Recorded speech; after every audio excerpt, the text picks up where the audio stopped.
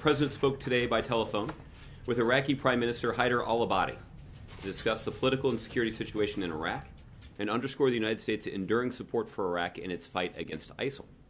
The President commended the recent progress that Iraqi forces have made against ISIL in Beiji and welcomed the ongoing campaign to isolate ISIL in Ramadi, noting that the United States, in partnership with the Iraqi government, will intensify support for Iraqi security forces in these efforts. The President also voiced support for Prime Minister Abadi's leadership in his efforts to combat corruption and implement governance reforms, critical to promoting Iraq's political stability and economic prosperity.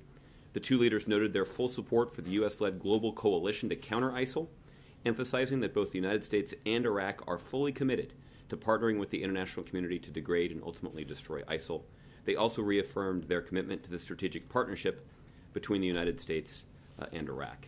This is part of the discussion that part of this discussion was some of the efforts that the United States will begin to undertake to intensify those elements of the U.S. strategy and our coalition strategy against ISIL. I certainly wouldn't underestimate the capability and capacity of our U.S. Special Operations Forces to be an important force multiplier anywhere around the world they're deployed. And the President does expect that they can have an impact in intensifying our strategy for building the capacity of local forces inside of Syria to taking the fight on the ground to ISIL in their own country.